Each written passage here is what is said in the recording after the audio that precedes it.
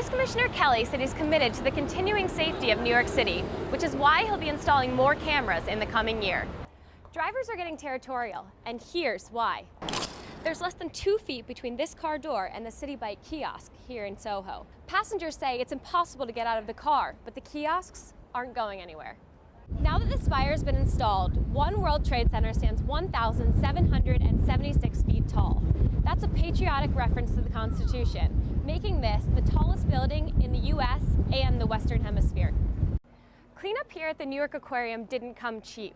On May 25th, these doors will finally reopen after 6 months and $7 million in repairs. But officials say that it will take $58 million more for all of the exhibits to reopen. It's 6:30 a.m. and there's already a line around the corner at this Soho bakery for New York's latest obsession, the Cronut. Got here about 6 a.m.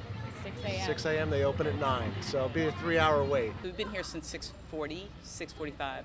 What have you been doing all that time? I've been reading the paper. My daughter's been doing her homework. It's a donut croissant hybrid that sells for $5 a piece, a breakfast treat that is on such high demand, there's a 2 per customer limit. We went from 6 to 3, and if my intelligence is right, it's down to 2. Dominique Ansel Bakery, the sole vendor for the glazed goodie, makes anywhere from 200 to 250 cronuts per day. And today, it's barely enough to feed everyone. I got 2! I hope I don't get robbed, okay? But if your spot in line doesn't land you a cronut this time, there's always Craigslist, although you've got to be willing to cough up some cash. A black market for the pastry has developed on Craigslist. For as much as $40, you can get 1 cronut and a cup of coffee delivered to your front door. It tastes like lemon. And what else? Anything? Taking a break. 10-second rule, 10-second rule. It has that texture of a croissant, but finishes like a donut, a custard donut. A price these sleep-deprived and now disappointed customers might be willing to pay. Good morning, guys. We're officially out of the pineapple tree. No! I just became a half nuts. In Soho, I'm Caroline Cannon. It's been nearly 12 years since the 9/11 attacks. America had started to hope that the nightmare of terrorism was behind us. But all that changed at the Boston Marathon. I think this event will be a further stimulus, a wake-up call, if you will, that we're in this for the long haul.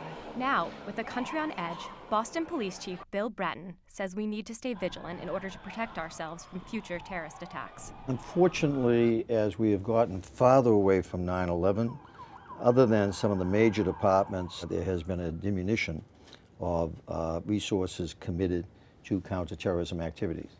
And that goes for just about every major police force across the country.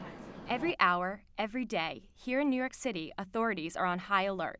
Police Commissioner Ray Kelly says his department keeps a close eye on the 6,000 surveillance cameras across the city streets. We're the #1 target in America as far as terrorism is concerned. We average about 20 to 25 suspicious package calls a day. Since September 11th, video surveillance has reached a new level of sophistication in the Empire State. We have the capability in many of our cameras to put in if you will, an alarm system. If a bag is put down for a certain period of time, an alarm will go off. Which is why he believes all 16 attempted terrorist attacks on Manhattan since 9/11, most recently in Times Square, have been foiled. Every city is vulnerable to a certain extent. There are no guarantees. There's no way that you can say with any certainty that you're going to prevent all the terrorist attacks. What we try to do is to shift the odds in our favor. Police Commissioner Kelly said he's committed to the continuing safety of New York City, which is why he'll be installing more cameras in the coming year. In Times Square, I'm Caroline Cannon. Every half hour, people cram onto a ferry for a 3-minute ride across the East River to get to Manhattan's oasis, Governor's Island.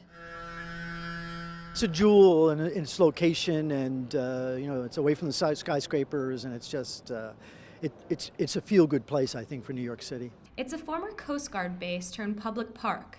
The Kulkarni family has been coming here for 4 summers. We come to Governor Island almost at least once a year, every summer.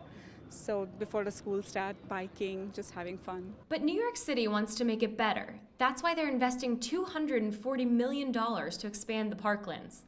Are you excited? Yes, of course, absolutely. Just this week, the city planted 1,500 trees in what will soon become known as Hammock Grove. This is part of the 30-acre overhaul to revitalize the island. And you can see the construction and the fences and the continuation. Construction is underway to create 7 acres of greenery and put in more bike paths and baseball fields. All things the Kulkarni family says the island desperately needs in the wake of Hurricane Sandy. They are doing some construction and they have plans because, Sandy made a lot of mess around here. On Governor's Island, I'm Caroline Cannon.